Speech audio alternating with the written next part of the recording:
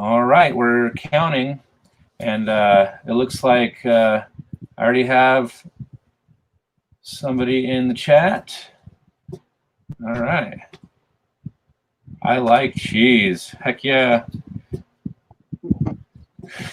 Anyways, so if you're just trickling in, everybody, this is Charlie with 4BZ Truth, also known as Contemplating the Cosmos, and that's what I like to do is think about the complexities of the reality that we're in, and you know, just try to filter everything through the correct perspective.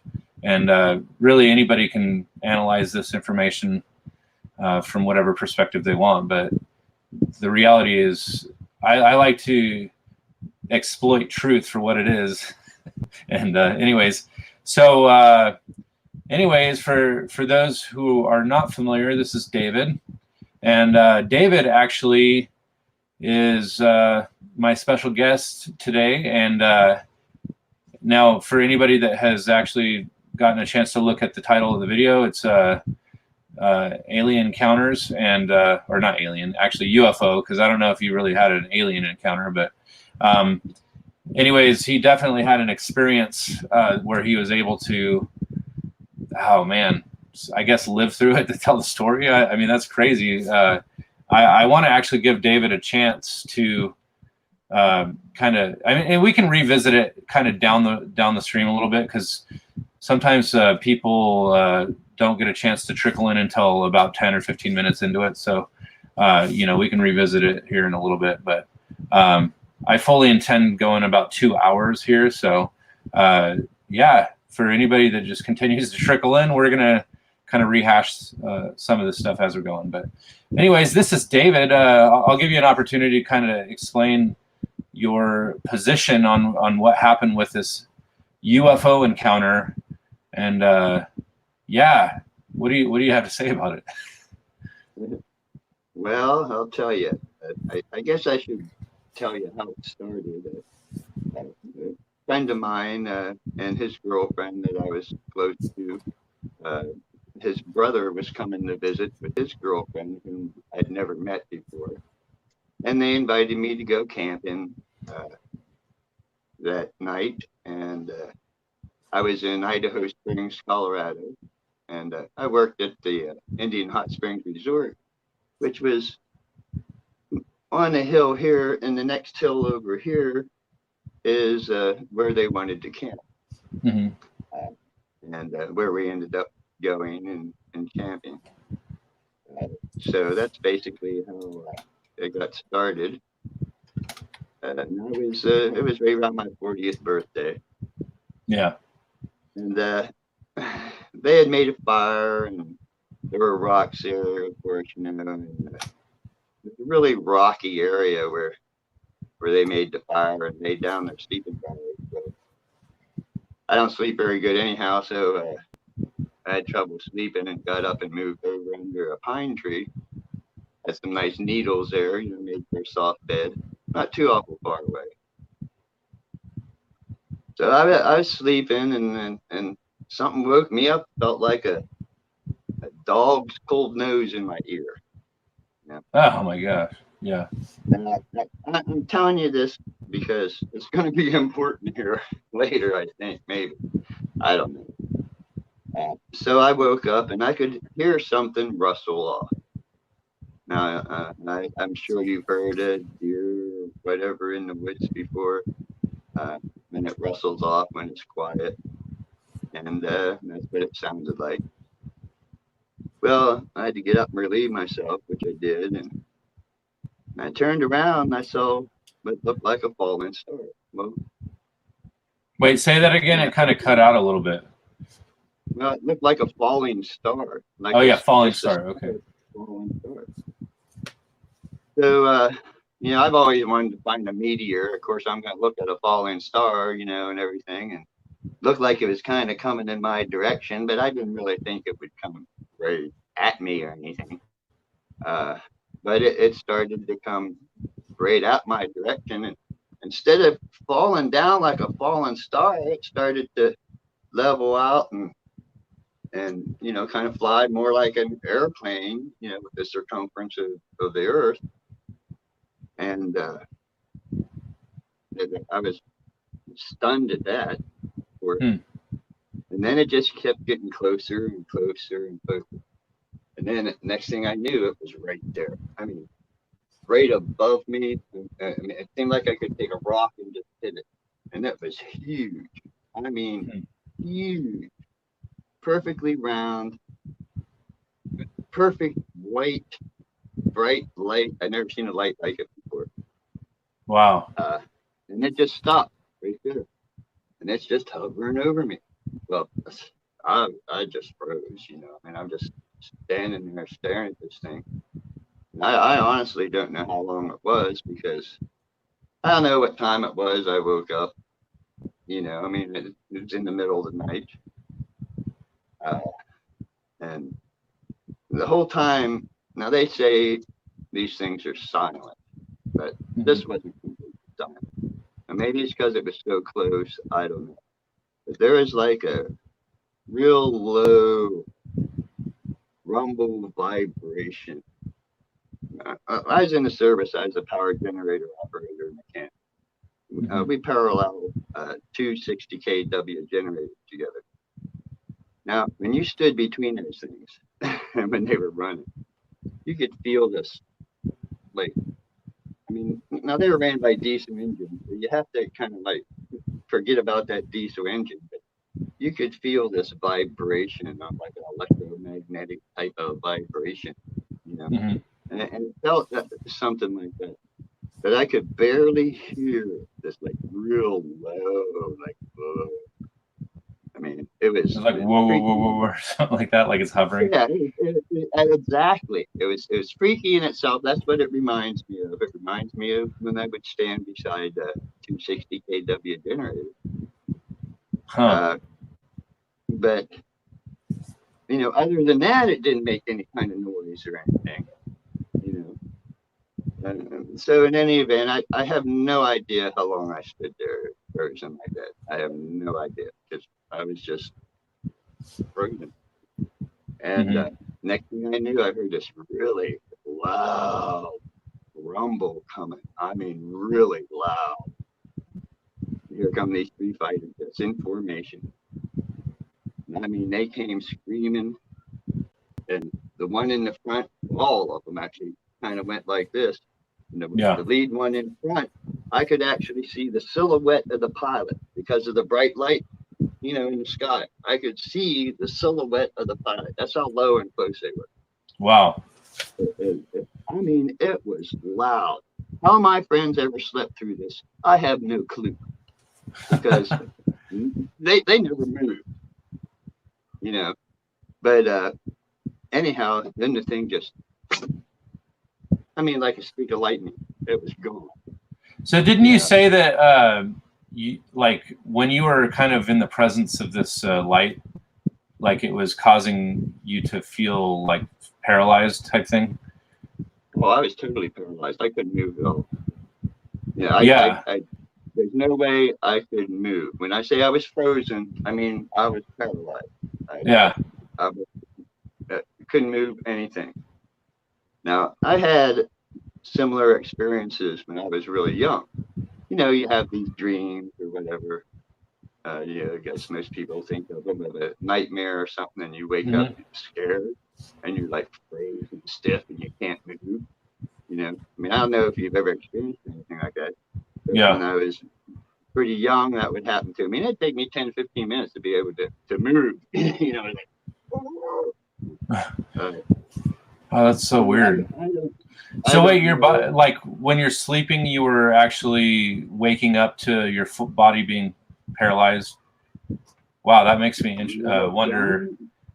It's almost like it kind of makes me wonder if like somehow you were targeted as a young. I've thought about this myself because I lived in Bedford County, Pennsylvania, back in the boondocks. You know, state game lands surrounded us. Bethlehem still in the mountain behind us. They say that had a lot of iron ore, but no access really, so they never developed it. And then Yeah. farms, nothing but farms. And I don't know, Racetown Dam's a pretty famous place in that area. But when I was raised there, it wasn't a dam yet. It was still a valley. The Army Engineer Corps came in and dammed it up when I was in the service, actually. Mm. But anyhow, I had so many weird things happen to me then. But you see, I would have what I thought were dreams of flying, and stuff. And then somewhere along the way, I heard about your silver cord. Oh, yeah, And yeah. I want to you talk go about too that too. far, it snaps, and you can't come back. And Yeah. as soon as I heard about that, or I don't even know how or where or anything, I heard about that. I mean, because I was pretty young, I can't imagine where that came from. But then I couldn't do it anymore. That fear was there. And it reminds So me a lot of things in the Bible, about faith and believing. And once you, the book of Thomas, Dead Sea Scrolls, that's all it talks about is having that faith. And if you wish hard enough and believe hard enough, then it can happen type thing. Okay. yeah. So I don't know if that's the way it works. I don't know. But I would get in trouble all the time because I was born with bronchial asthma. I've never slept more than about 4 hours a night. We'd get our butts beat if we got caught up in the middle of the night. Even when we went to the bathroom, we'd get yelled at. So I would sneak out my bedroom window in the middle of the night and walk around. Hey, by the way, I was looking this up in the Bible in Ecclesiastes 12:6-7. It talks about let's see. It says, before the silver cord snaps and the golden fountain is shattered and the pitcher breaks at the fountain and the wheel falls shattering into the pit. Anyways, I don't know the context of it, but somebody referenced there being a silver cord in Ecclesiastes. And I thought that was interesting. And it's actually very common in near-death experiences, the silver cord thing. So that's one thing I guess we should go there, huh? I definitely, honestly, for anybody who's listening to this, there is tie-ins with spirituality and, just the metaphysical type stuff and near-death experiences. I just see how there's a lot of tie-ins, and I really wanted to contrast this with your experience. And not to mention, you actually had your own near-death experience as well, which we can also talk about. So, well, did you ever hear about people who, in their sleep, like actually die and then wake up real quick?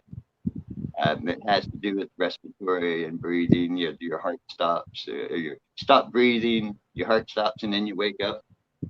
Yeah, I think I've had something like that before, I think. And my heart's like pounding really hard when I wake up. Well, I'm not quite sure that that's not what happens to me. When you have bronchial asthma and you have asthma, well, let me go here first. Hershey Medical Center did a study on me when I was 50. They wanted volunteers that had asthma to come down. They wanted to study. So I guess through my doctor and everything, they contacted me. I went down and they put you on these machines and everything. And this happened to me in the service too. But they didn't go in as much detail as when I had pneumonia in the service and I had to go through this. But anyhow, what they found out was my bronchial tubes are 1/3 the size of the normal person's. Mm-hmm. So you can imagine, when they swell up or an allergy or something, it contracts, and that's basically what an asthma attack is. you know, Mm-hmm. in your It's restricted and, airline. yeah, restricted. Now, normal persons, they'd still have 2/3 of it open. You know what I Yeah. mean? When mine's already, restricted. Yeah. So I'm not quite sure. I haven't kind of walked through life with one foot in the grave, all my life.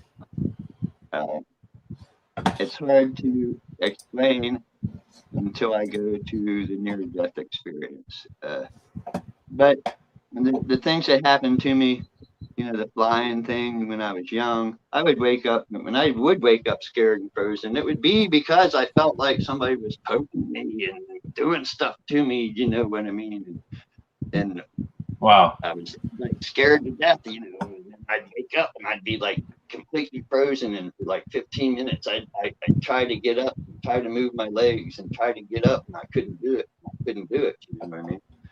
And Yeah. then I'd stop shaking because I'd be shaking like a leaf, I'd stop shaking, and then I'd slowly be able to move, around and get up and kind of shake it off type thing. But that scared the living crap out of me when I was a kid. All these things happening to me. Yeah. Plus, my father was a truck driver, big in sports, and my mom was pretty strict. And so I was kind of a shy introvert growing up. I sat and watched people basically, is what I did a lot. And I don't know, I guess the Army brought that out of me. In 1980, well, I guess 79 first, I had my first collapse. Going Your to the first hospital. what was it? First what? Collapsed lung. Oh, gotcha. Numero Yeah. thorax, it's called. Yeah. And I went to the hospital, and they put me on the lung machine where they poke holes between your ribs into your lung, and they put tubes in there, and this machine pumps your lung up. And then if it's a small rip or hole, it will actually seal itself and then heal itself, which happened the first time. A year later, it collapsed again. But what actually I had was over 100 blips or blebs, they call them, like blisters on my right lung.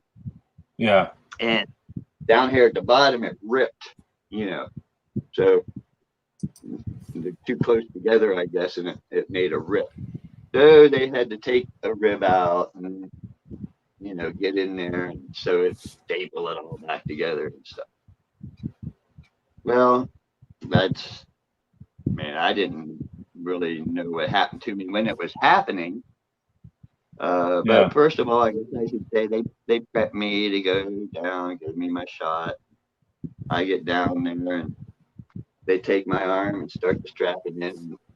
I open my eyes, look up at the doctor, and start pulling my arm down. Said, "What are you doing?" Like that. He's like, "This guy's still awake. What's going on here?" Yeah. Oh my gosh. What? They're like, "Well, give him another one." So they gave me another shot.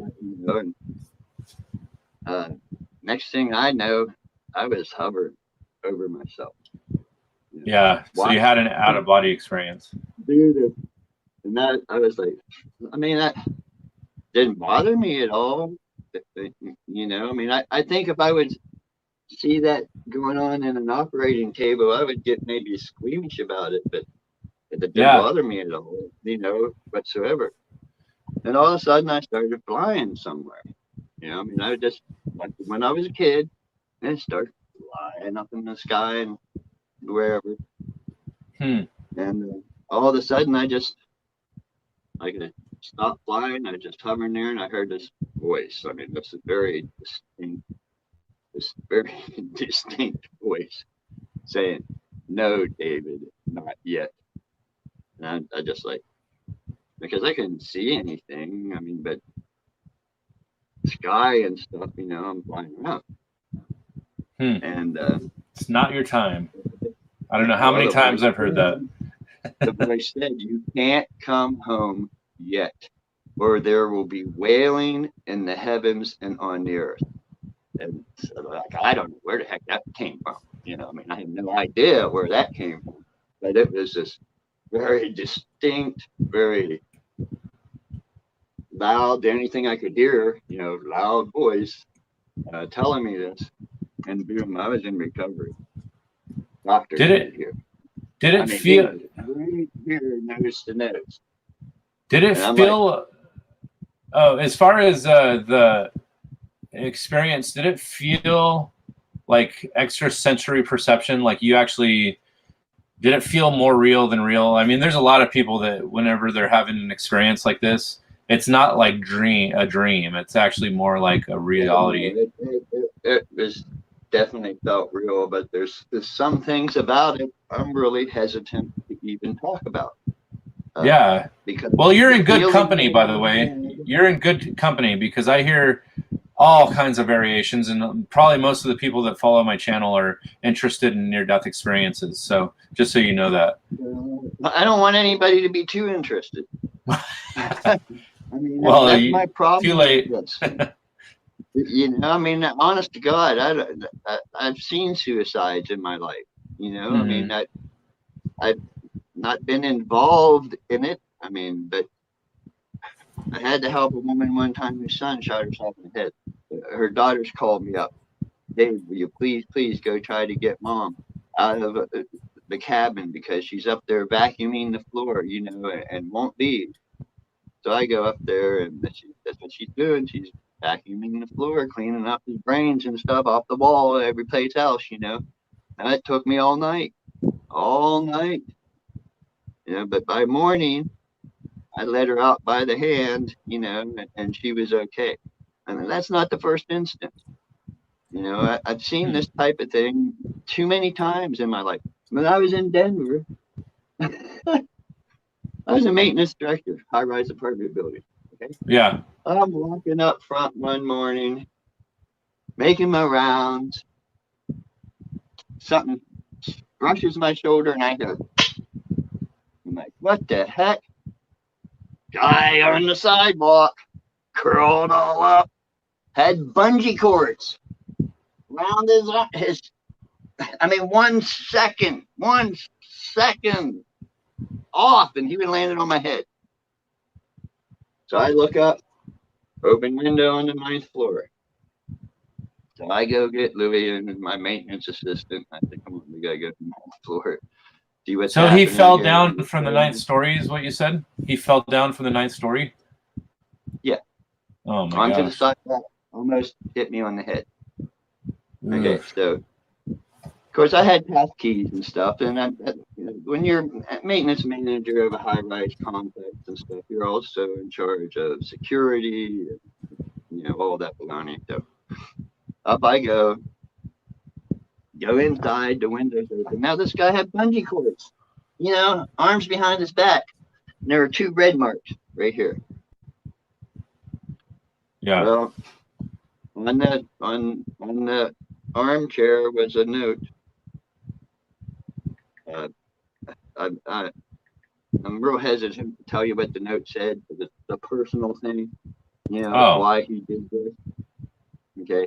I was expecting to find somebody who threw him out the window because of the bungee cord, you know, wrapped around his arms or something. But no, here's a note. Well, I think what happened was the first time he went to do it, he inadvertently stuck his arms out, you know, to stop him. He had to dive out the window. It's the only way he could do it was dive out the window, bend over, dive out the window. So I think that's where the red mark came from. So he took a bungee cord, and so he would dive out the window, and out he came. You know, I Huh. mean, that kind of stuff seems to follow me around pretty much these days. Well, that's hide myself. crazy. It's crazy to witness something like that. Not let alone have some dude almost fall on you out of the blue. Yeah, well, I mean, that's I've barely touched the iceberg, but that's not what we're here for. The near-death experience. Here we go. So you heard this anyhow, voice. Yeah. The doctor's nose and nose tells me, well, we lost you several times. I didn't know whether you would make it. I said to him, I said, well, I never had doubt, doc. He goes, what do you mean you never had doubt, you know? I said, well, I saw what you were doing. And then he's like, what do you mean you saw what we were doing? I said, well, when you put my arm up here, and I said, hey, and you had him give me another shot, and then you started to cut me here, and started to cut me here. I said, then I flew off somewhere. He's like, flew off somewhere? I said, yeah. And I told him what happened. He turned white. He turned white as a ghost. Never came back. Never once came back into my room. Now that's Probably flipped him out. Oh my gosh. I must have. I mean, another doctor came in, nurses came in, but I never saw that man again. Well, so I don't know. I mean, you tell me. Except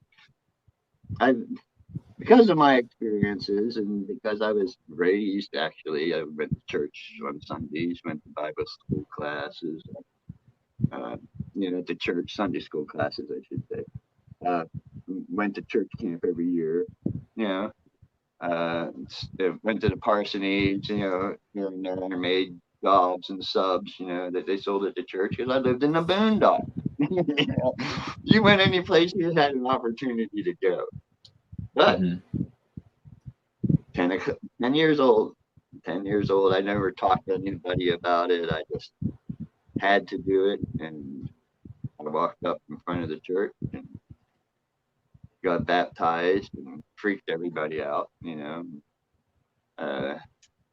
no one expected it. But you got to realize back then, I was born in 55. Back then, everybody went to church on Sundays, at least where I came from. They didn't go to church, it's because they were a farmer and their ox did fall in the ditch and they had something they had to do that day, that was important. So, it's, I don't think I've had a much different of a background than anybody else did my age, growing up in the 60s and 70s. I don't think my life was that much different, except I had weird experiences and wandered around at night. One time my sister woke up, heard me sneaking out my bedroom window. Never forget it. She would have dreams at night, stuff. Well, she would wake up. Hers were like rats and things like that. Mine were a little different. But she said, "Oh, Dave snuck out his bedroom window last night. I heard him. My dad's like, "Well, what about that, Dave?" And yeah, she's always dreaming. It's good. Outside we went. Well, it was muddy that night. When I jumped up to get the rafter on the porch and pull myself back up to the window, I left my footprints going up the side of the house. He's like, well, he goes, now, do I have to take your shoes off and match that footprint? You got me, Dad. Well, so the interesting thing that I'm noticing with your background a little bit is that it seems to me like there's patterns of like it kind of started when you were younger, having these dreams of the silver cord or whatever, and then you had a near-death experience, and you also had now I forgot if that came after or before this. Yeah. 80 was the surgery. 95 actually was the thing in Colorado. And believe me, I talk about this with people I know, and of course I told my family about it. Normally when I do, I get all wound up and excited, you know what I mean? And they all think I'm just like Looney Tunes. Well, I mean, it's probably because I've heard every cliche in the book, believe me, like, oh, what were you smoking? Oh, those mushrooms must have been good, I mean, you hear all that. I mean, all the time. From people. And it gets to the point where, people do label you. People label you as a Looney Tunes. You're out there, a little touched in the head. Well, here's the reality: is that people that are plugged into society the way that society has basically trained us to be, is that they end up rejecting the things that are taboo or not in line with mainstream view. So I can understand why they would feel that way, but at the same time, it's like, you know, good riddance. I mean, I don't know why, you know, people that, I mean, yeah, I've never been in your experience, but I have been a researcher and I've looked outside of the box in a lot of ways. And honestly, it kind of makes people think I'm a Looney Tune when it comes to, you know, my family and friends. I mean, I'm starting to find more people that are in line with what I'm saying, or maybe they're. Every great mind in history was considered a Looney Tune at one time or another, by somebody during their or their time. I mean, that's just the nature of things. People are real slow to change. They're real slow to accept things. I have a friend who, hey, if I can't see it, I can't touch it. I don't believe. Oh I don't yeah, care whether it's God or flying saucer or whatever it is. If he's never seen it, if it's not in front of him, and he can't touch it right here and now, then it doesn't exist. mm-hmm. He doesn't believe in it. Well, I mean, there's a lot of invisible things that are there that you can say you don't believe in that exist, like the very air that you breathe. Mm-hmm. I mean, you can't see it. You need it to exist, but it's there. I mean, during the time before actually I had my experience in Colorado, I I would have, well, actually pretty much all my life weird experiences. My roommate comes home, uh, and I'm not there. He had this problem. He wanted to talk to me about it. Now this guy used to work for me, and I had to fire him 3 times for Mm-hmm. waxing his skis when he should have been working. But I hired him back each time. He ended up calling me dad and stuff. He lost his dad when he was young. But I had this problem he really wanted to talk to me about.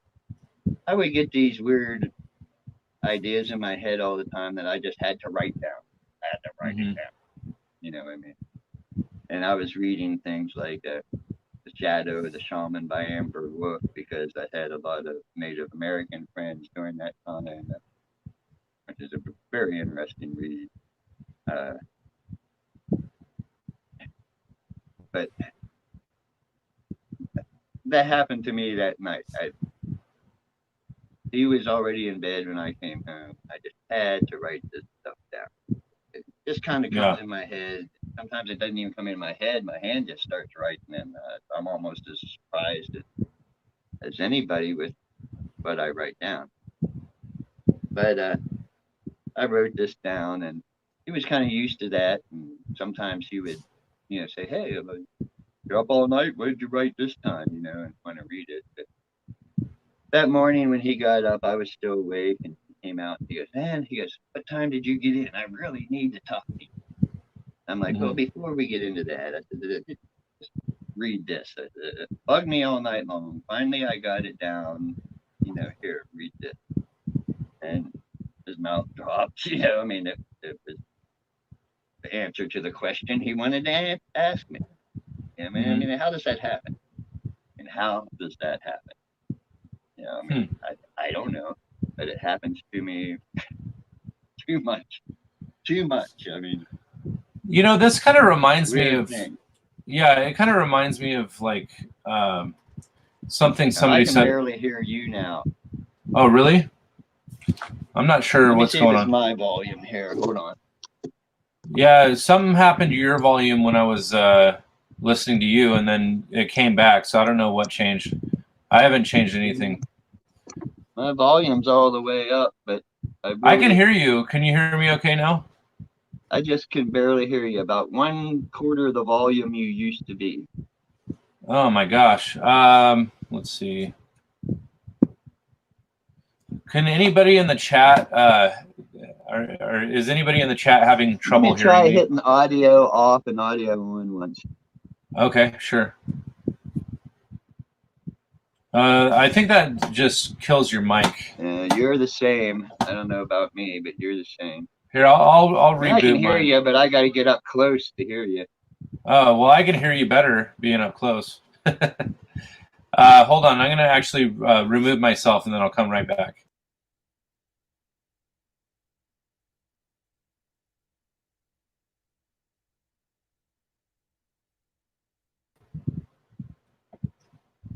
I wonder if that did anything. So it sounds like I was just told that I can be heard this way.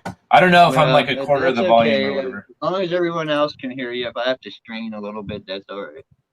Yeah. So, anyways, I'll try to speak up a little bit. It says that I'm a little bit louder than you are here.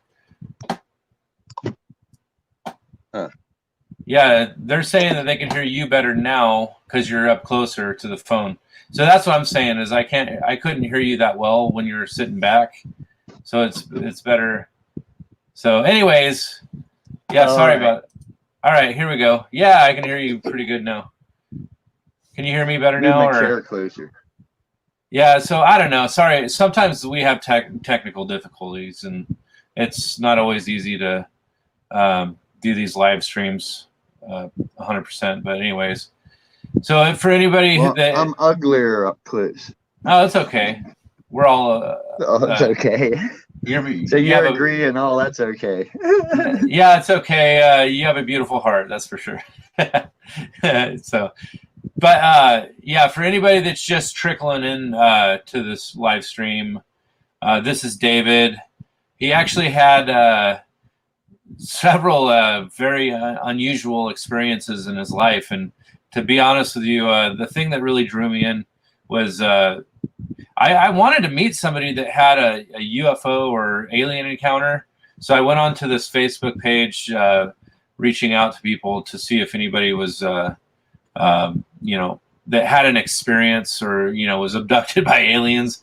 Because I see some unusual tie-ins of the spiritual reality that, or aliens or, near-death experiences. There's all kinds of different phenomenon that are kind of all tied together in a lot of ways. And really, I just wanted to meet somebody. So David actually reached out to me and said that he would be willing to talk about his experience. And he had a very unusual encounter where he was actually camping up in the mountains of Colorado. And basically, he saw a large light, like orb. Maybe it could have been a saucer or something, but from your vantage point, it seemed like just a bright light, right? Right. So for those who are just kind of trickling in, maybe you can kind of reiterate what you saw that night. Well, it was, like I said, it looked like a falling star at first. And I was watching it, and then it leveled off instead of coming down. Yeah. And it just got closer and closer and closer till it's huge. I mean, you could have fit over 100 jets in this thing easily. I mean, that's how big it was. I mean, huge. I mean, just pure white, bright light. And I was frozen, stiff, couldn't move, just staring at this thing. I don't know for how long. And then that's crazy, these three jets came. And I could see the silhouette of the pilot and the lead jet as they tilted a little bit. And then it just like a bolt of lightning. Now, I didn't tell you this part yet. Of course, I told my friends about it in the morning, and they kind of laughed at me, made light of it. Well, we went on with our day and whatnot, and next morning, I was sitting in a restaurant, and here comes my friend's girlfriend and threw down I think it was the Denver Post. It's one of the Denver newspapers, right on the front page. Bright light seen from Mexico to Colorado, where it evidently made a left-hand turn, seen through Utah, Nevada, California, then disappeared off the Pacific coast. And so a lot of people saw this thing. You know what's crazy to me? They were freaked out, and of course, word got around. Now, You know, the weird thing is about it is that was on the front page. I yeah, never heard yeah. anything about it again. It was like it just like disappeared. You know what I mean? Just I think mean, about how far that is from Mexico, though. I mean, you're in Colorado, and there's that thing like reminds me of those crafts from like Independence Day or something that were like a couple miles and wide or whatever. And I mean, obviously, it must have been moving around or something because to think that they could see what you were seeing in Colorado and Mexico, it must have been either like a lot bigger than I'm perceiving, which I kind of figure it was only like maybe, 1,000 feet wide or something. I don't know. I mean, but if people are seeing it in Mexico and then it's freaking honing in on you, paralyzing you, that's freaking crazy. well, I don't think they saw it at the same time I saw it. I yeah, mean, they might. I mean, I don't know. I mean, maybe they did. it was Maybe it was at exploring the it. exact same time. I don't know. I wish I did know. Questions. Here's my questions. Sure. What the heck did I hear running away? It felt like a dog's nose in my ear. Could this thing have been coming to get that? I mean, I don't know. Why did it stop and hover right there over me? I mean, was it looking for me? I don't know. Was it looking for something at the hot springs, some kind of energy that came from the hot springs, Yeah. coming up out of the ground, maybe recharging or something, or something? I don't know. Where are these darn the pilots from these planes? Boy, I'd love to hear from one of them. Where are you guys at? Yeah. You know, and where are all these other people that saw it? Wouldn't it be crazy if you could? All I know is what I saw in the paper that one time. Wouldn't it be crazy if you could come across one of those guys? If they're still alive nowadays? I mean, could you imagine meeting a pilot and they're like, "Oh my gosh, I remember that night when I saw that." And I'm guessing if they're in the military that they're probably sworn to secrecy. They probably can't talk. It's probably top secret or something. How many people who were in the military who had to sign those agreements because it was secret, are retired and starting to speak up now? Many, Yeah. I mean, I have all kinds of theories, and I've done so much of my own research because, believe me, the old thing about I can't unsee what I've seen. Yeah, let's talk about it.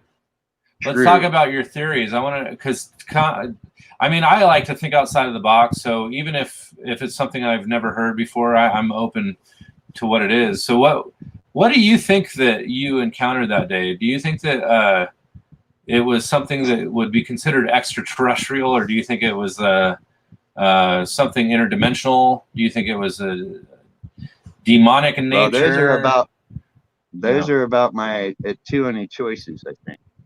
Mm-hmm. Is either it was extraterrestrial or it was interdimensional. I mean, then what else could it be? It certainly wasn't a fallen star. It certainly wasn't a meteor. I mean, it certainly wasn't ours, or those 3 jets wouldn't have came after it. I mean, that's for sure. That's mighty close to NORAD right there. So I don't know. I mean, the Phoenix Lights, that was a year later, and everybody's going, woo, woo, woo. And I'm like, son of a, nobody believed me. Everybody said I was crazy. Now here, the whole world's going, woohoo, look at this. We have proof. Woo, great. Yeah. I mean, it's frustrating. Believe me. Well, I can imagine. I mean, being kind of shot down. If you had an experience, I mean, I'm sure that your memories are not like fooling you or whatever. Like it was a hallucination or whatever. Believe me. Then all of it is 100% real, absolute, happened, no doubt whatsoever. And everything I've said here right now tonight is the absolute truth. Yeah. But it has led to a lot of research. I mean, biblical research, different religions, how they're the same, how they differ. Everything I can find on orbs flying around, on videos, from crop circles to, I Yeah, mean, that's weird. you name it. I've tried to research it and see the correlation, and I'll give you some good examples. Sure. I think I mentioned this to you before. The word Nephilim. Yes. Yep. Now, everybody, giants means giants. Well, no, not actually. If you go to the original Hebrew text and you ask anybody who's involved in religion can actually read the Hebrew text, Yeah. it's soulless one. Soulless one. It doesn't mean giant at all. I mean, not the original Hebrew text. Yeah. So many things are lost in translation. You I've take the heard. original King James version of the Bible and you compare it to New World version and all these other versions that came out after that, and the wording's a little bit different. Yeah. You can I've pick out things in the Bible that seem to have different meanings. I've Out of heard. the same verse and everything because it's worded differently. Yeah, I've heard. You You say soulless one. I've heard fallen ones. I mean, there's different ways to. I mean, honestly, regardless of what it actually is supposed to be translated as, it definitely. I've taken the position that it isn't necessarily giants. Giants are just a form that they take as far as really the offspring of these watchers or whatever they are. I mean, the Book of Enoch talks about it, and it makes sense that you would say the soulless ones because really that's the way that Enoch describes them, as they're the disembodied spirits of the Nephilim, and that's what the demons and stuff are. So I don't know, like they can't be saved. In other words. Well, you just take the Book of Enoch one, and you compare it to Hinduism. The gods of India.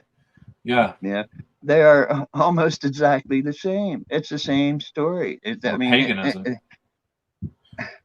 Yeah. I mean, it has to be the same story if you read them both because the gods are described the same. I mean, everything is the same. I mean, Enoch calls them angels, and in India they call them gods. Yeah, all the mythologies. I mean, you got the Greek, the Norse mythology, all those like gods or whatever. I mean, that makes sense what you're saying. I totally agree. And then you have simple things. I mean, simple things that people don't see and understand. Take the first words in Genesis. Right? In the beginning, there was the Word. What's a word? What's the word? What is a word? It's a vibration. It's a sound. What's the Big Bang? It's a vibration. It's a sound. Why can't people understand it's the same thing? I mean, it's the same thing. Levitation. You take a Coral Castle in Florida. The guy who built the castle, nobody can figure out how the heck he did it. Kids saw him with a thing that looked like an ice cream cone pointing at giant, heavy coral rocks, and they're floating in the air. It's kind of hard to believe that. It's kind of hard to believe. Yeah. Come on. I mean, you see it. You can see it right now in laboratories. They're taking sound vibration and they're making small objects float. Yeah, now, it's true. If they can do it with a small object, then it can be done with a large object. Yeah. If the technology is understood and used properly. Just like, take the Ark of the Covenant. Okay. Yeah. Now you read the description of the Ark of the Covenant, and it actually tells you in the Bible that the wings touch. Okay. So you look at all these supposed found Arks of the Covenant that the wings don't touch. And you got to say to yourself, no, wait a minute, something's wrong here. And then some guy comes up and says, "Hey, guess what we found? Yeah, we found this Ark of the Covenant, and no wings touch, and it's right underneath where Christ was crucified, and we found the Oh, three yeah. holes, and there's a crack that goes all the way down to this cave where we found it, and there's blood that went On through the the mercy crack seat. and is on the Ark of the Covenant, and we tested it, and guess what? It has Guess like what happened when they tested it's the like blood? the chromosomes were only from Exactly. Only the one mother side. chromosome. Yeah. No, I know I this mean, story. This is from Ron Wyatt. In fact, I'm going to interview somebody that does Ron Wyatt's research now. Eventually, I just trying to get him to slow down enough to actually meet with me. But we've been talking. His name's Kevin Fisher. He's actually the one that created the arcdiscovery.com, and he made like a video series talking about all that stuff. And I'm a huge fan of Ron Wyatt. I think that all the stuff that he's okay. found is amazing. How about the crazy archaeologist? I can never remember what his thing is, but he bounces all around the world, and he looks for religious artifacts and different artifacts, and he tries to explain them and stuff. I forget what he's called. He's a real funny guy. He's a pretty cool show. Oh, is he like an Australian guy? Yeah, I think so. I think I know who you're talking about, but he is kind of silly. Yeah, he is. He's kind of silly guy, but he does a lot of good stuff. Now, I don't agree with everything he says and does, but I'll tell you what. They traced migration of Neanderthal men who actually came from Europe down, and then they traced the migration of Homo sapien that came from the south up, and they actually met in northern Israel, and there's a cave there that they found where they actually dwelt and lived together, as a communion. So they're pretty sure that they bred together. Okay. Yeah. Now, let's go back to Nephilim, meaning the Nephilim, the soulless ones. Okay. Now, in his video, he often starts out here, ends up there. But anyhow, it's now kind of a belief that the Neanderthal men were, in fact, the ones that they considered the soulless ones, ones without a human soul. And Homo sapien, of course, was, the Adam Eve descendants, the mankind with the soul. And this is why the missing link thing has eluded everybody for so long. And there's a part in the Bible that says about the fallen ones will be put underground, locked and sealed, underground. And one day someone will come and let them out. But they're locked in there, and they stay in there till the very last of their descendants are gone from the face of the earth. They're all dead. So if you plug all that in together, I mean, I don't know. All I know is I see all these things that just scream at me and say, hey, this is the way it was. This is the way it has to have been. That's like one of my great dreams here when I was real young. Oh, man, this will like really suck you on. I constantly have this dream, two dreams actually that I had all the time. One, I was in this room with a whole bunch of faces, but that's all I could see was faces, no bodies.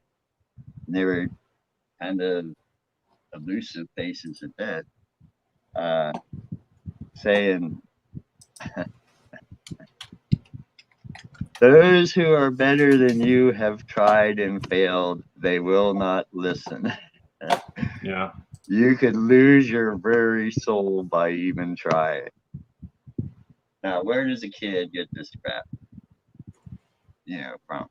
Where does this dream come from?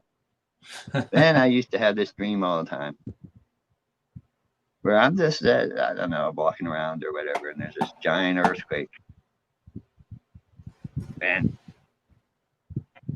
the rock lifts up into like a point, and all of a sudden, like I'm a couple thousand feet in the air looking down, sheer rock this way. And this, almost sheer this way to the point where you don't think you can possibly climb down. Like there's no way I could climb down from here without falling. Then I hear this voice that says, "Jump, you can fly." That's Jump, unusual. you can That's fly. a weird dream. Does it have? Come Does on. it? Is it a reoccurring Where's a dream? kid get a dream like that from? I don't know. You tell me. We'll both know. But Did you? when I had this period in Colorado where I had to write this stuff down all the time, a lot of time it'd come out like in poetry type form. I had this one that haunted me all the time about being a piece of the whole. We're all just a piece of the whole. That every little spark, that little spark within us that gives us life is a piece of the whole. That a greater being, I don't care what you want to call Jehovah, the universe, whatever, I don't care.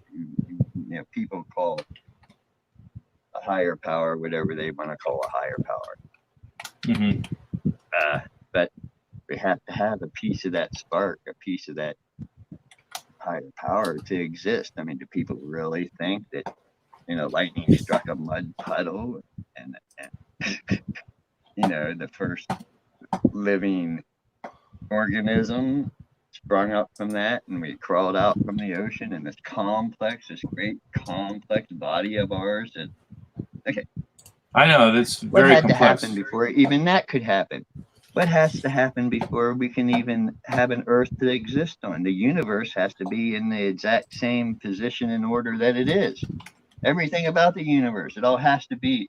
The astronomical numbers, percentages of that even happening are crazy. Let alone for life to develop on that Earth then the way it has, to be such a complex body, organism. Then you take in the factor that everything on Earth here is just a matter vibrating at a different vibration. Mm-hmm. I mean, I had to ponder that a while. Well, clearly there's definitely intelligence behind the things of this world. I mean, DNA, I mean, is one of the more complex things out there, and I mean, it seems to me like there is definitely a signature of a creator in that, for sure. But yeah, they have the God thing they found now. They say in the DNA it's got God gene or the God. I don't know what they call it. The thing that's supposed to actually give you life, I guess, or whatever. I don't know. I read about it. Wait, what background are you referring to as far as the God? Is it like it's a thing within our DNA that everybody has that they now call it's not God gene or the God something. That's how they break down. Is it like the DNA God particle or something? Yeah, the God particle or something. Yeah, they're actually calling it that. I said I only read one thing about it. And, I think they talk about that in the Hadron Collider out of Switzerland. They're trying to find the God. CERN, yeah, that's what it is. Oh man, there's a piece of work, isn't it? They make a small one, then make a giant one. Try to open a porthole or whatever the heck they're doing. I mean, like, really, you really want to do that? You want to open a porthole to another dimension. Oh, now what do you expect's going to come through there? Maybe that's what's going to be the prophecy fulfilled, as far as we're going to have entities coming up through this freaking chasm or whatever that's described in the book of Revelation. You know, I don't know if that's true, but as far as like how it's depicted, but it's interesting. Was I reading today that this thing they give you for malaria, you know, it's supposed to, okay, yeah, made out of wormwood? Is that what I read today? Made out of wormwood? Really? Is it? Oh, that's what I read gosh. today. I mean, is this really true? Wait. Freaky stuff now, if it is. So, you know, it's weird about that. And by the way, I don't want to use any of the words of the pandemic or whatever, because honestly, that really flags my channel, my YouTube channel. And if I use any of their names for the pandemic, it actually stunts the growth of my channel. And yeah, I understand. Believe me. So sends a signal up. Flag. Yeah, it flags my channel. And honestly, I believe that I should have a lot more people watching our live stream right now.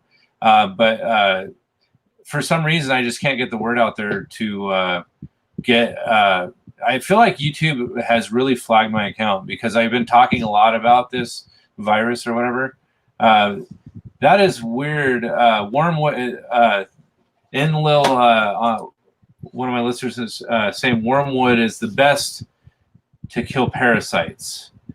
Now, that's interesting because, there it says that a star falls out of heaven called wormwood. And now, a lot of this stuff has like very parabolic type meaning.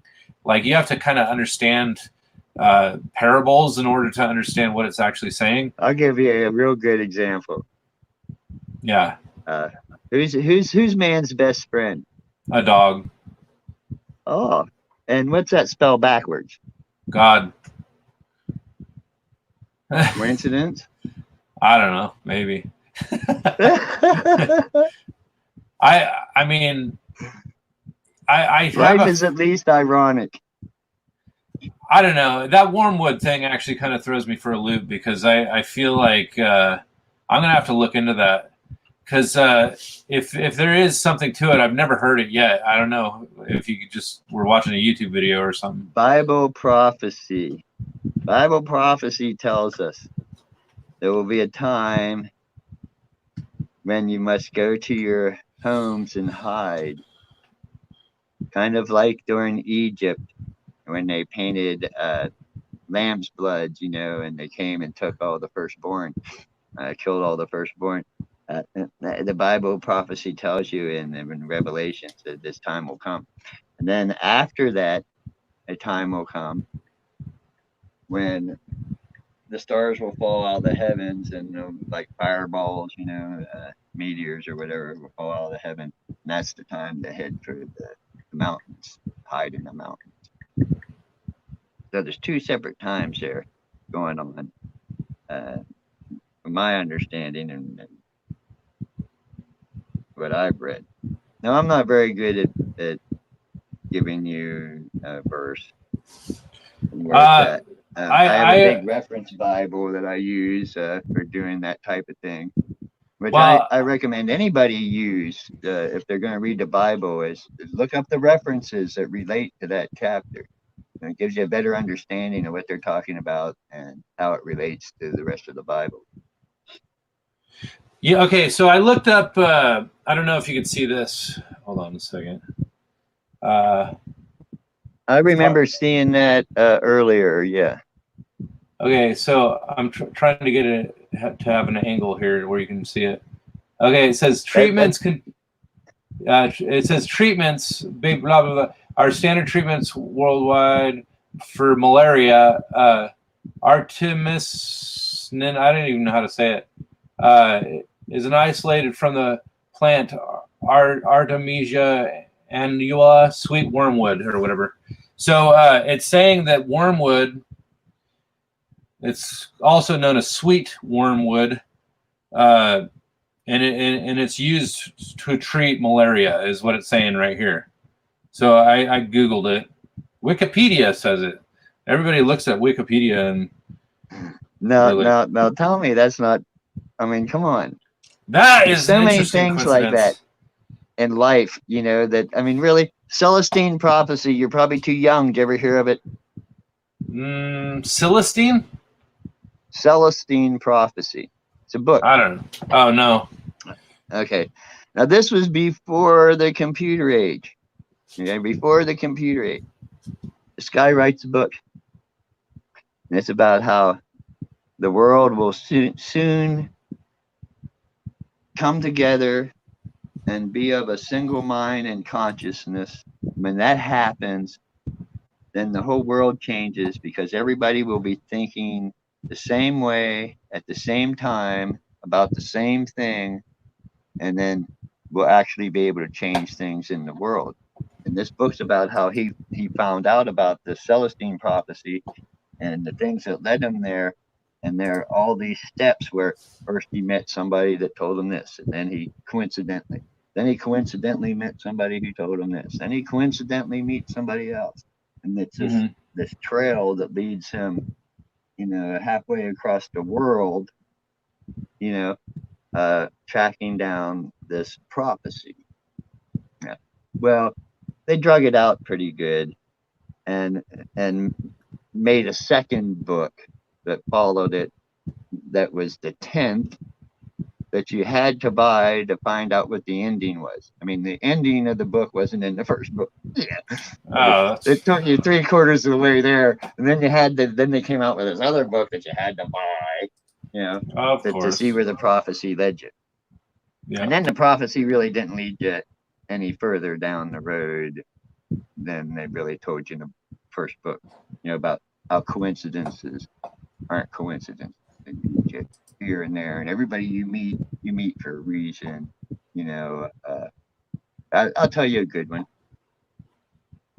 Years Yeah. ago, I look out my door and here's this guy with the hood open, pouring down rain, working on his car. So I go over, hey, what's the deal? Well, he has this Chrysler and he can't get it started and it just died on him. Well, back then they were known, they had this ballast resistor on the firewall and they would go out, and today it'd be compared to a fuse, kind of, you know. And the only thing you could do was get another one, you know, and put on there. They weren't very expensive. And I knew a guy who had a junkyard down the road, went and got one, cost a couple dollars. He was soaked, gave him a couple of fatigues ahead from when I was in the service because he was just soaked. And he was out trying to earn money to go for tuition for college. And he was selling medical encyclopedias. Well, he had a 2-volume one that I bought off of him. He was out of money and you know, really frustrated. I forget what state he was from. And I got him like hooked up and got him on his way. Ended up giving him $20. No, gave him the fatigues and bought the part. I don't think I gave him any money, actually. I got a letter back from him with $20 in it for the part and the cover of the dry clothes and stuff I gave him. Thank you letter. He hadn't sold hardly anything until that day his car broke down. He was ready to give it up and go home. I came along and I helped him, and he said he didn't stop at a single place where he didn't sell anything after that. And he not only earned enough for his next year's tuition, he earned enough the rest of the summer for his next 2 years' tuition. How's that happen? Coincidence? Yeah. Life's been full of that kind of stuff. How's that happen? The littlest, smallest thing you do for someone could make the biggest difference in their life. And how do we know what those things are? We don't. See, that's a whole different plan that's bigger than us. Yeah. Honestly, that's kind of the message that I am gravitating toward most of the time anyway, because I feel like even though I'm interested in all this paranormal stuff or whatever, I honestly feel like there is a theme in a lot of things that I've been researching, and that is like specifically with near-death experiences, always talking about their encounter with God as just like this very deep feeling of love. And now I don't really know if that is what you experience per se, but this whole concept of love is why we're here, and we're supposed to embrace one another in relationship and love. And That's why I didn't want to go there. no, it's good. That's Because exactly right, though. if That's people what. knew what I felt like, I mean, my life's been full of pain. I mean, literally chronic pain. I mean, that bronchial asthma gives you chest pain, stuff like that. Can't breathe right. Mhm. Fell off a roof, broke both my heels, smashed 5 discs in my back. 7 months in a wheelchair, 7 months of therapy so I could walk right again. Ate pain pills for 20 years so I could keep working.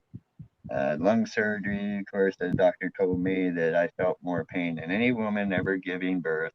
I never let a woman tell you any different, because what happens is when your lungs down that long, the second time it was down for a couple of weeks, and they have to slowly pump it back up, all your organs move into that cavity. And as they pump that lung up, it's pushing them organs back.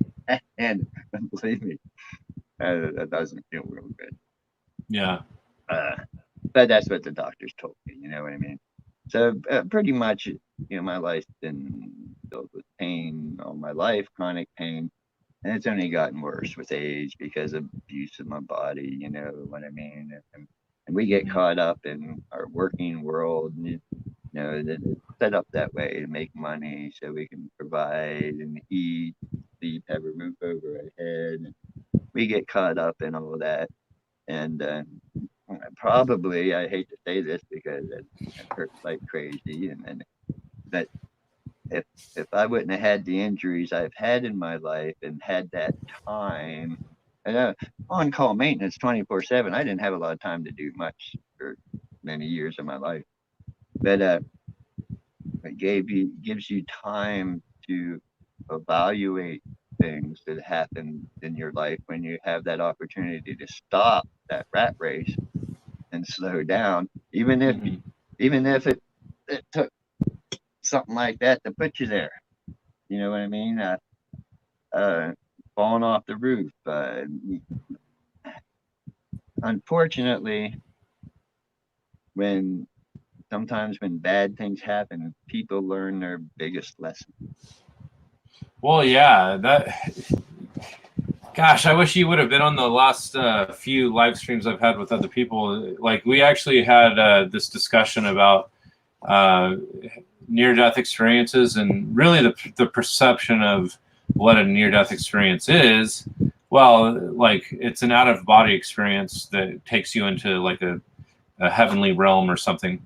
Now, the thing is, this other guy was like making me think, like, maybe it's not necessarily an experience where you die, but maybe it's an experience where you could die.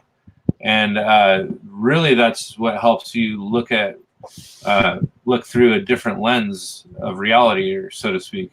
And it actually heightens your senses when you're actually uh, looking at things differently in that sense. And like, so say for instance, when I was 5, I got mauled by this dog, and I could have died, and my dog happened to save my life, and I was able to limp home, and my mom rushed me to the hospital, and I lost a bunch of blood and whatnot.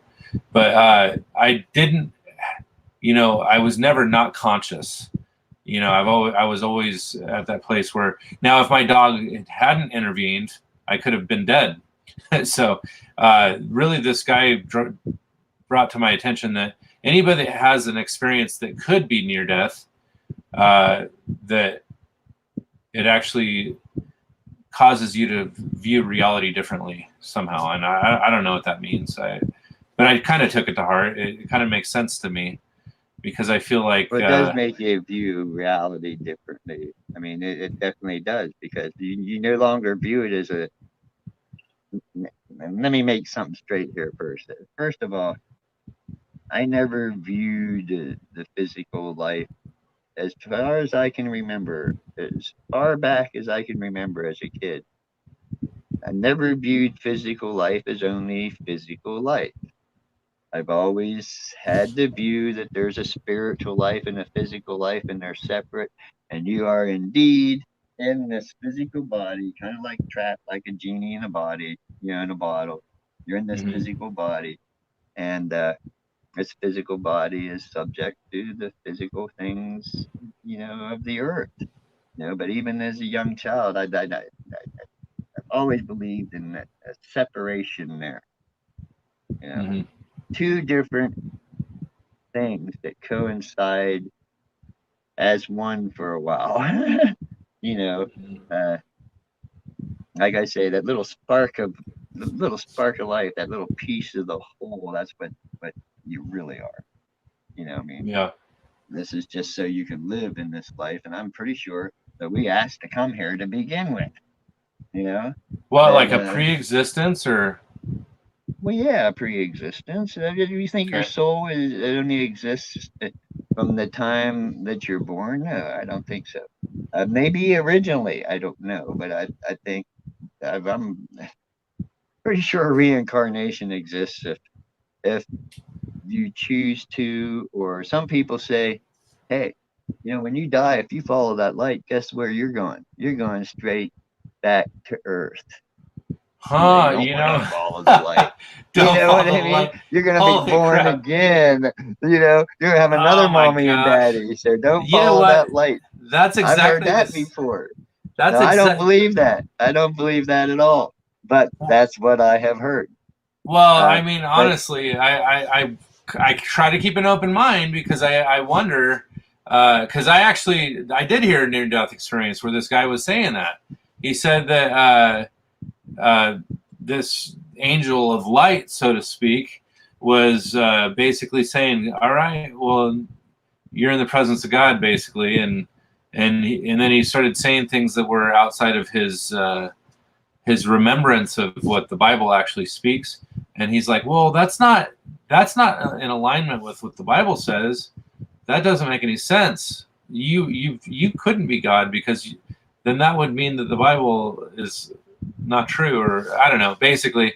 But then he remembered that he says, resist the enemy and he will flee from you. And he basically rebuked this light, and it fled from him, which is weird. And this is a near-death experience, mind you. So it opens my mind to the possibilities of, yes, we are stuck in a prison reality, and we're in a repeat loop, going back into it. And well, explain these little kids that come along and say, hey, I remember my last life and I was killed by this and this and that. And they investigate it and they find out it's true and they actually solve crimes that way. It's happened. well, Now, how yeah, do you I explain mean, that? I can't. I mean, Exactly. or I could speculate and say maybe there is some sort of collective consciousness or something, and we are Or receiving. maybe a ghost came and told him about it. Or, Yeah, of course, you can say anything you want to say, but I yeah, don't think so. Sorry. yeah. And again, I it's don't all think so. speculative. I think that we are I restricted in our minds. We can't actually. I mean, we're not supposed to remember our pre-existence, and that's the reason we don't exactly. usually. If we did every time we had a little hurt or a little pain, we'd be going, oh, no, I don't want to be here anymore. Yeah. I mean, come on, think about it. If everybody knew that feeling that I felt, what I felt, if I could actually describe it and tell people about it and what it's like, I don't want to. I don't want to because some dummy's going to go and say, hey, it's got to be better than here. Man, You know what I mean? I want to I mean, look. where do you draw the line? Where do you stop the information? I want to The look up penal the. gland you brought up on one of your videos. I mean, man, I could talk all day about that Oh video yeah. alone. But No, I real quick. I want to so get into many the. things. I want to get into the pineal gland, but I want to actually say real quick that when you actually had your near-death experience, and you heard this being say, "It is not your time," basically. I don't. If I could actually give you the number for how many times actually people have heard that, when it's where they basically say somebody, whether it's their family member or like an angel or God or Jesus or someone, where they are interacting with somebody, they say it's not your You time. will know me by my voice. Look it up. You will know me by my voice. It's in there. My sheep hear my voice. I know them and they follow me. Is that what you're talking about? Or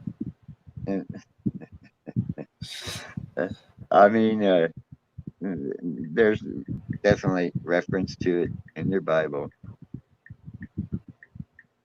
I'm actually looking it up. Let's see, voice. Oh.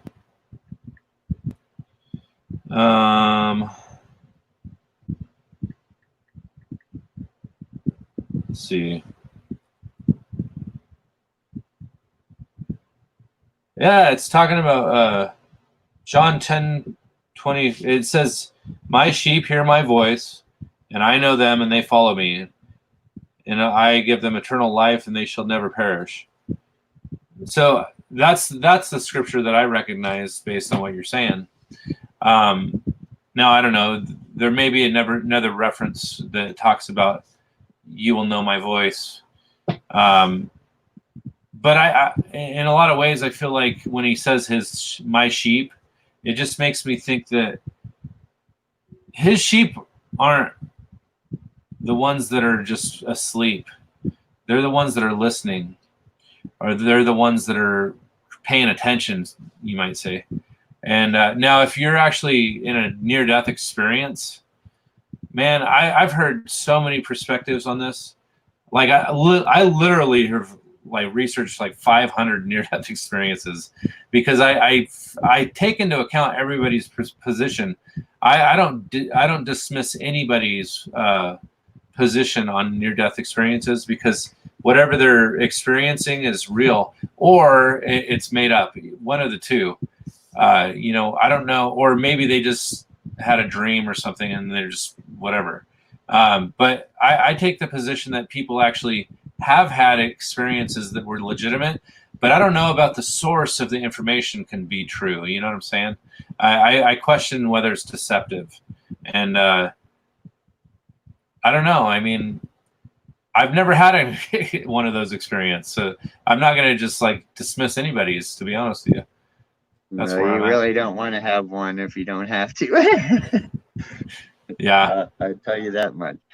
Near Yeah. death is near death. I mean, how many people don't near death and go all the way? I mean, of course you don't want to have one if you don't have to. Yeah. So but there's so many things in the Bible, and so many things. I mean, how often have you thought of somebody and then the phone rings and they call you? They're on the phone, or things like that. I mean, has that ever happened to you? Happened to me a lot. You know wait, what I mean? someone's on the other line when you answer the No, phone? I mean you sit and you think about somebody, you haven't thought of for a Oh, and while, then they call then you. say, Yeah. oh, and then all of a sudden they're calling you. Yeah, that's like Does that ever happen to you? It's like intuition. Yeah, I mean, in fact, gosh, yes, just the other day it happened. My friend Steve called me, and basically I was thinking about him, like literally at that moment. And when he called me, I'm like, you are literally calling me right when I was thinking about you. So yeah. Well, I'll tell you, I haven't talked to my sister in a couple of years, and I was sitting here thinking about her, and here comes a friend's request on Facebook from her. You know what I mean? So just strange so stuff this like kind of that looks happens to me all the time. This is like the pineal. Okay, so the brain is connected to like consciousness through the pineal gland, right? So we were talking about that. Let's talk about the pineal gland, because I feel like there's something like an antenna that is linked to our brain, and we could call the information consciousness that we're receiving through this antenna. Well, that's what you call it. The Bible calls it the Holy Spirit. Yeah. But that, I mean, everybody has connection to consciousness, in my opinion.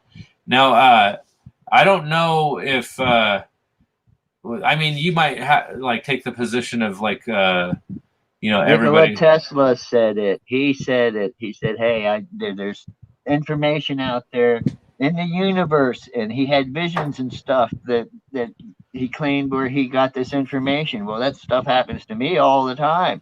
And then the maintenance field, I'd have a problem. I couldn't figure it out. I'd go to sleep. I'd wake up in the morning, and there was the answer in my brain. Where did it come from? Yeah, That kind of stuff happens all the time, and especially in your sleep. I mean, it does to me. I mean, I'm assuming it happens to other people. You go to bed with a problem, you wake up, you got the answer. That's weird. Yeah. I don't know if anybody in the chat can hear what we're talking about. Have you ever had like intuition like that where I mean, we might call it the Holy Spirit, we might call it consciousness or transcendent, like somebody like feeding you like some sort of answers that you're looking for. I don't know. A lot of people would say like, you got to ask God for ask, you have not because you ask not, or something like that. And we're trying to communicate through this consciousness, right? And then basically our brains are what are restricting us from understanding fully what is coming from the other side. And I talked to this guy Evan Alexander. He says he had a near-death experience, and he says that our brains are a resistor. They're not. They restrict us from connecting with that energy source or that power source or whatever, which is God. So I don't know. What are your thoughts on that? Well, we know we have electrical signals that go through our body, and that's what makes our brain light up and everything. Mm-hmm. Okay. Now, I think I heard you talking about mushrooms. Somebody told you to eat mushrooms or something. Well, yeah. Didn't I hear something? You say something about that on one of your videos? My neighbor is trying to get me to have a mushroom trip with him, and honestly, I read that mushrooms make more of electrical charge go on in your brain when you eat them, and light up portions of your brain that normally aren't lit up. Now that's what I read. I don't know. Yeah. But I think there are many ways of doing similar things, and one way is through meditation. Mm-hmm. And, I mean, I used to meditate. I even got a book on self-hypnosis once, and all kinds of things to try to expand, your awareness and your consciousness. That during my mad, I don't know what you call it. You get obsessed when these things happen to you, looking for the answers. You know what I mean? Researching, watching this and watching that, reading this and reading that. Try to put the pieces together. It's like the different religions are so similar. None of them tell you, hey, it's okay to go kill. None of them. They tell you not to commit murder. But how many? Everybody goes around killing in the name of God. Yeah, kill in the name of God. So a lot of life doesn't make sense, and I think what doesn't make sense is the human factor. That's what doesn't make sense. I gotta point out this comment. Look up the holographic universe. The CIA made a report about it. I would like to see that. Yes. I would like to see that report because honestly, I kind of lean toward this kind of being a Matrix type reality, but in the sense of the Matrix, type thing. Okay, well, if it is, whose Matrix is it? It's not. I mean, somebody's controlling the Matrix. Who's controlling it? Oh, my Matrix just doesn't appear out of nowhere, now does it? Yeah, you say Matrix is in the Bible? Somebody said that. So somebody was telling me that this is like a Mandela effect or something, and that's I don't know if you're familiar with Mandela all kinds of theories. People often read what they want to into the Bible when they're reading it. They I don't know how to explain it. One person can read one passage and get a totally different meaning than another person who reads the same passage.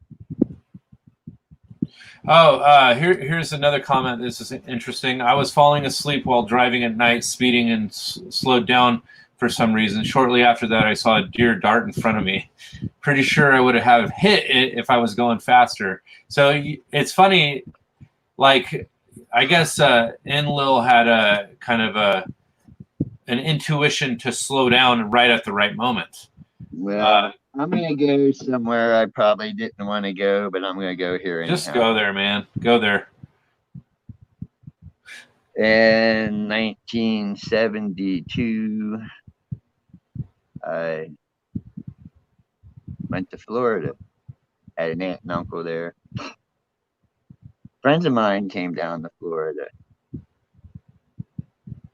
We were out sailing a pontoon boat, and one of my friends, my mast fell down. I was putting it back up, tightening up the U-bolt, and they went for a swim. And next thing I knew, one brother was yelling at me, "Hey, Warren went down, Warren went down." And he drowned that day in a 5-foot man-made lake called Seminole Lake in Florida.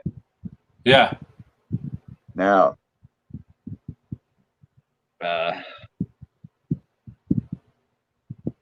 we called boats over. I was diving around, called the authorities. They drug the bottom for 2 days, blamed us for making up the story.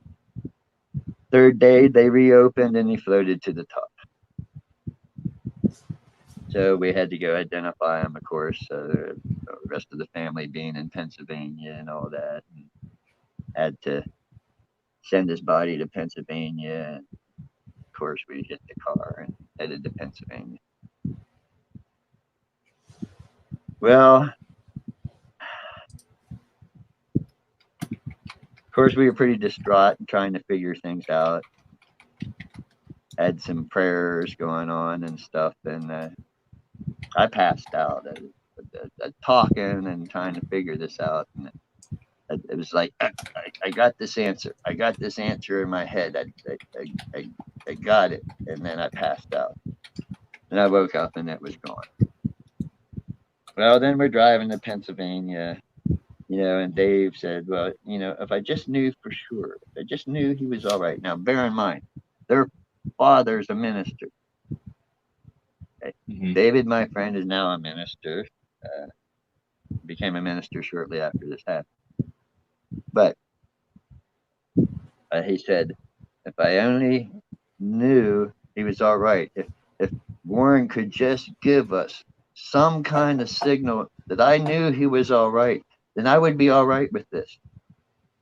Just then, the lights blinked on and off 3 times. And I mean to tell you, we both just, nothing.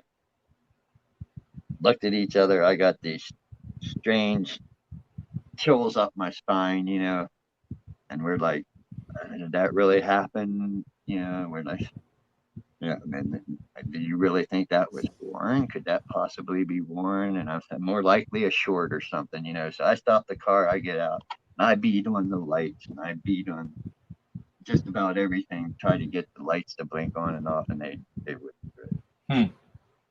I get back in the car, and I'm like, I don't. They used to call us Dave Warren, and when Warren would do something goofy, Dave would look at me and go, well, he's your brother. Of course he wasn't. It's his brother, what I mean? But that's how close we were. And just as we're sitting there going, well, I wish I knew for sure. I wish I could believe whether or not that was really Warren. And just then they did it again. 3 times. 1.5. I'll tell you what. Too many things like that have happened in my life. I'm sorry, I don't have a doubt. I don't know if I've ever had a doubt in my lifetime. I can't be sure. But I don't have a doubt that there's a greater power. There's a God. There's a creator. Yeah. There's something out there that has a control. That I don't know why things happen. I don't know. I'm not sure it matters. I'm not sure we're just not here for a lesson. I'm not sure that the Hindus aren't right and that our ancestors could, if we step on a worm, we could be killing an ancestor. I'm not convinced that's not true. I mean, I'm a Christian, but I'm not convinced that's not true. I mean, there's something going on for sure. And that I know we are a piece of the whole. Sorry, it can't be any other way. I know it. Now, Yeah.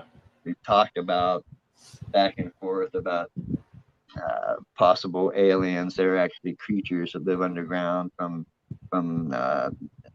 different things that happened to the Earth in the past. I believe that's true. Like the Admiral Byrd. I mean, all that. I mean, come on, it only Well, makes yeah. sense, right?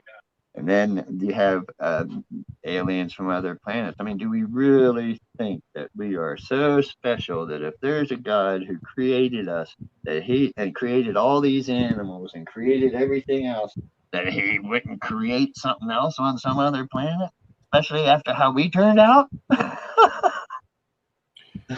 Well, I think there I might be a probability of that, you know. I mean, come on. But, oh, God was really an alien? Are you kidding me? Of course he is. He's not an earthling. He has to be an alien by definition. What the hell are you saying here? And yeah, you can't I'm figure that one out. see. I don't know. I don't really take the position that there's life in like other galaxies and they travel here, because they're talking like okay, so you know they talk about light years, like the closest star to our solar system is like 4 light years away or something like that. I think Alpha Centauri or something like that. So if the closest star is 4 light years away, and if you consider how far 1 light year is, you'll realize that you can't really travel those distances. There's got to be something else allowing you to move around. Like you could say wormhole, you could say kind of the nature of a near-death experience where you have like them moving at the speed of thought, you know, kind of thing. And like you can just manifest in different places. And I don't really know if you can move from here to another galaxy per se at the speed of thought, but maybe that's what's happening. I don't know. But But how again, do you explain my light? How do you explain that? I mean, that thing took off so fast, like a bolt of lightning. I mean, it made those planes look like they were standing still in the sky. Like, I mean, when it took off, they looked like they were suspended because it went so fast. yeah. I'm telling you, that wasn't nothing that we had here on Earth in 1995. There's no way. Yeah, no way. You know, I do think that flying saucers are probably most of them are more likely ours now that we have reverse engineered them. The Admiral Byrd, seeing them come out of the ground and the water, and it's likely that a lot of these so-called aliens are actually creatures that live in their earth pockets in the earth.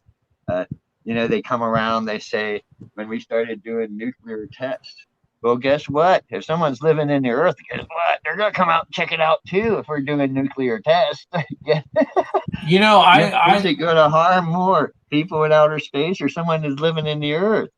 I've heard enough perspective on there being something under the earth that I believe that there is something in the earth that can come and go as they please as it is. I think that aliens are under the earth, and I believe that they're working with our government. To be quite honest, I think that all these top secret things, like I don't remember. I don't know if you remember me talking about. I think I mentioned Bill Cooper, but he actually was this guy that was in the military, and he was a witness to a flying saucer coming out of the ocean, and he actually, like, it flipped him out. He was like, "Oh my gosh, I can't believe this happened." But then he was sat down in this room saying, "You can't talk about this. This is top secret. And if you break your, if you tell anybody, we can detain you, arrest you, whatever." Basically saying that you would be court-martialed. Like, you're not allowed to talk about this. Now, the fact that the military has, sworn people to secrecy on these issues makes me think that there's a lot more going on with the world than meets the eye. Like, we're not supposed to know certain things. And so this concept of aliens being under the earth, or UFOs, or whatever they are, spirit beings, as far as I can tell, they've always existed on the earth. There's a lot of artifacts and, like, Egyptian things, and there's things that point to people coming from people, as in aliens or entities coming from the heavens, right? So that's kind of what I'm alluding to with a lot of this stuff is, and you may be in agreement with me or not, but I believe that the encounter that you had wasn't extraterrestrial. It was actually from here, or interdimensional. So, but I could be wrong. Well, again, what do I know? again, what would heaven be? What would heaven be? It would have to be another dimension. It's a higher dimension, right? yeah. Of course it is. Ghosts, what is that? You're going another dimension. Okay, so of course, this goes without saying. I agree with you 100%, except for a couple things. Yeah. Okay.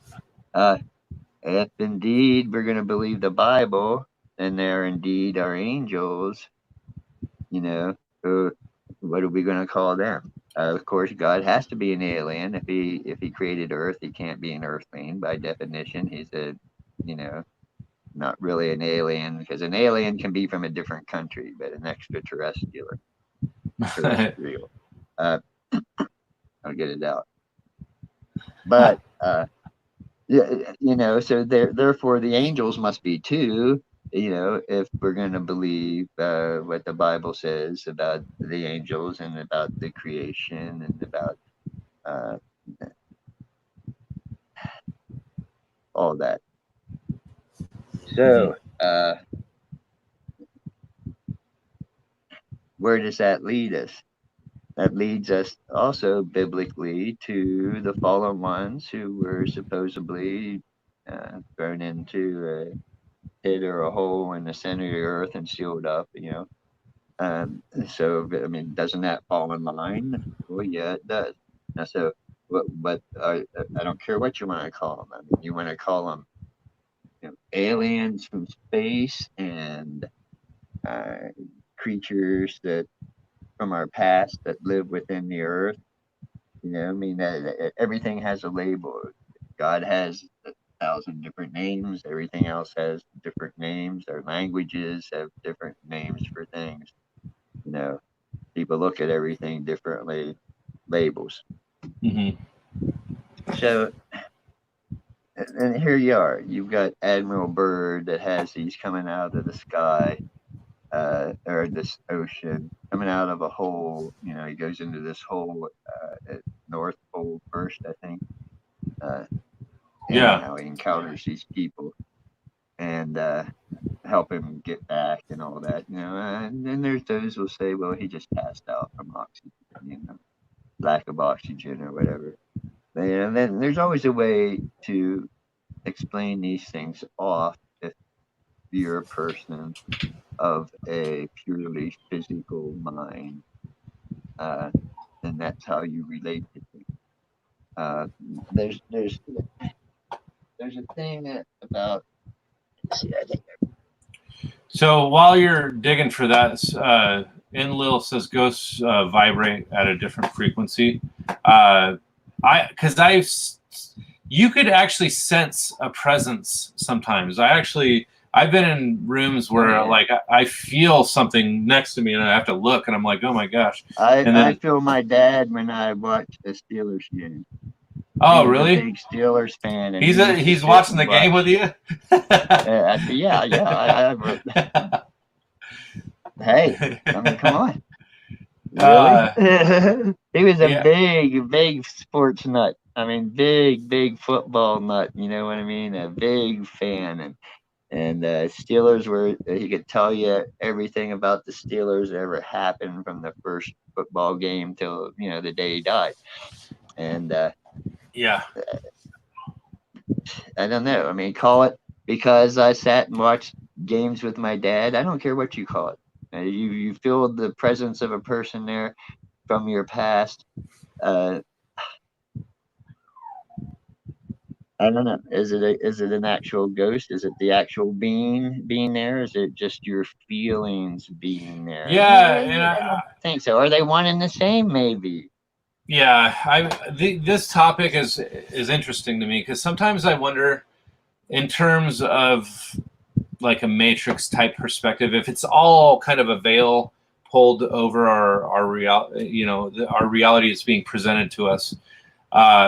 I actually wonder if because Enlil also says the fallen ones don't have bodies, but they try to make or inhabit bodies. It kind of reminds me of the Matrix, where you have the Smith. Do you remember the? I don't know if you've seen the movie The Matrix, but Oh, sure.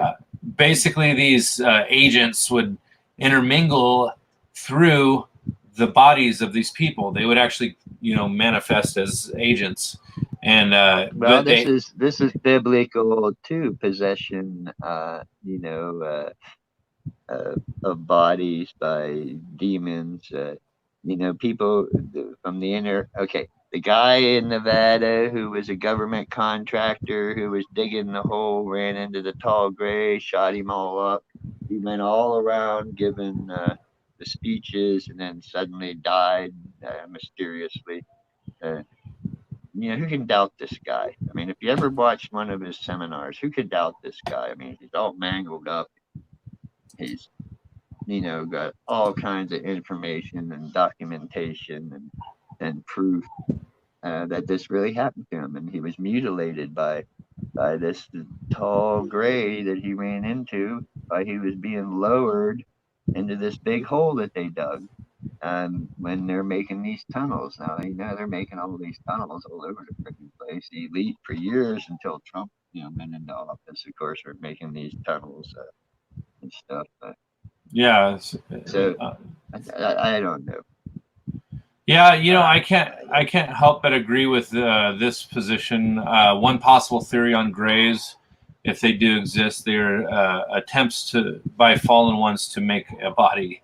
I mean, that could be true. Maybe it's not true. It's speculative, but it's interesting to, I don't know if grays are or even any other manifestation of aliens per se. I don't know if they are creations of God or not. What about the Anunnaki? Now we know from Adam and Eve, that there were some kind of humanoids existing before them. Yeah. I mean, I mean, the sons of Adam and Eve and all that. You know what? So, I don't know if you're familiar Lilith? with Lilith. I was going to say sons of Anak. Do you know who Anak is in the Bible? Sons of Anak. I don't know. You pronounce everything differently than I do. Everything from, I don't know. Tell me. Well, I don't know. I mean, they talk about the sons. Like in genealogy of the book of Genesis, it talks about like, Adam begot Seth and Seth begot whatever.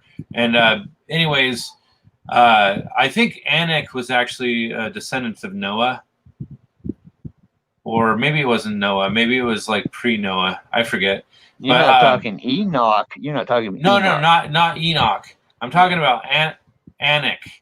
So like, so Anunnaki kind of makes me wonder Okay. Now here we're talking about a whole different thing. The Sumerian, Anunnaki, pre-Diluvian. Yeah. Okay. There's a couple different views on that. Of course, Stitchin, his view was, they were actually aliens that came to Earth, and that's who, the original stories of the flood and everything came from them, and then each culture made it a little different to fit their culture, and that's where, our religion came from. And they actually did experiments and DNA experiments, and did like the Atlanteans supposedly. I don't know if you ever saw the original old Atlantis movie where it's kind of like the island of Dr. Monroe, where they did experiments on mixing human and animal DNA together and making these creatures that were half and half. And of course, you got the Minotaur, of course, half bull and half human. So you got that theory. Then you got the fallen ones found the daughters of man to be so beautiful they interbred with them. So then you got that theory going on. And I mean, you got to stop and think. Now, if you were a fallen one, you're kicked out of heaven or this dimension or the heavens or whatever you want to call it, bound to earth or took away your flying machine or whatever. I don't care how you want to look at it. You're stuck here on earth. Now, the big deal was that Lucifer, Satan, whatever you want to call him, he wanted to be God. He wasn't happy being the right hand man. He wanted to be God. Okay? He wanted to be the creator. Yeah. So war. He cast to earth. But what's a God do? He create. But if the Anunnaki are true, and if they are related to the fallen ones, they're actually aliens from wherever. I don't care where you say they're coming from. Then isn't it the same thing? I mean, whether it was created from DNA, whether Neanderthal bred with humanoids, whether it isn't it all the same thing? I mean, throughout history, man has misinterpreted things or interpreted them to suit themselves. Look at religion as a whole. People go to church on Sundays, pray for their sins, figure that exonerates them, and they can go back the next week doing the same thing they did before they went to church and ask for forgiveness on Sunday. Yeah. I mean, that's a general thing that happens in churches these days. When in reality, I think the main thing about Christianity is, Christ was set the perfect example. We should try to be more like Christ. And of course, we're not perfect and we're not going to achieve it. But the idea is to become more like him, and all treat each other as a piece of the whole, as brother and sister, as coming from the same family, Of course, some families don't even treat each other that way. So, it's true. Hey, David. Just think if right now in this situation, if the churches were actually doing what churches were set up to do to begin with, to help the people in their immediate area and stuff, and of course others if they can, but those people have to come first. Of course, your own people, your own congregation, neighbor helping neighbor. Then that when a neighbor was down, everybody else goes together, help them like they did barn raisings and stuff like that during the 1800s. Everybody, somebody who has more can give to somebody who has less. This is how things happen. Christ's teachings, like you can only wear one pair of sandals at a time.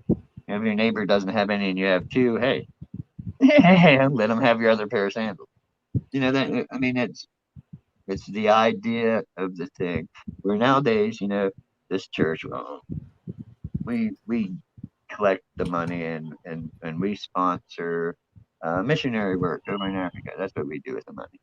And the heck with the people around here who maybe don't have money or whatever. They're just Oh yeah, lowlifes anyhow. They don't come to church, anyhow. So, well, we'll send our money to Africa here to help these starving children. That's fine. I mean, there's nothing wrong with helping starving children in Africa. But what about your neighbor? yeah. You just judged and said he's not worthy of your help. But there's people over there are. Yeah. No, I totally agree with just being, caring for the least of these, you might say. And, David, I just want to tell you right now, the reason I gave myself 2 hours time frame is because I'm babysitting my son. You can see him on the monitor. He's already starting to cry. He's just waking up from his nap, so I might actually have to cut it short. So, by all means. So yeah, no, I really appreciate you coming on today to share your story. And honestly, I like to give people a platform so that they can kind of, obviously things happen for a reason. I believe that, this is a learning experience for you, if anything. And, whether, you reach people or not, I kind of have a feeling that you were sent back from your near-death experience so that you could impact people's lives. And I think that we are here to impact other people's lives. So if you want, you can just kind of give a quick kind of wrap up of your what you hope to accomplish, and we'll just call it a day. Well, I obviously would like people to be aware of what goes on around them, and try to have a bigger understanding of how things relate to religion and the material world, the spiritual world. But most of all, I guess, is where there's pilots at.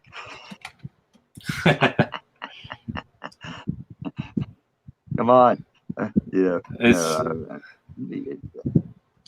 How do you explain stuff that's unexplained? If we all got together, you, me, everybody you've talked to, if we had the finances and the resources to get together and put our heads together and research all this together like we should be able to do, I think we could go far.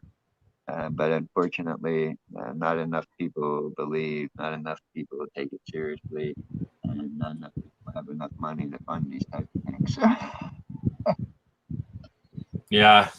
Well, David, again, I appreciate your time, man. And I guess, for the listeners in the chat, I appreciate you stopping by. And for those who are playing this back from the recording, I appreciate anybody who listens to my channel and supports. Don't forget to like and subscribe and ring the bell icon so that you can get notifications. And I appreciate everybody's support on this channel. So again, this is David. And if you missed it on this live stream, go back and listen to it. He actually had a lot of interesting experiences, and thanks again, David. And I guess we'll have to call it a day. So, okay, anytime, just let me know. All right, man.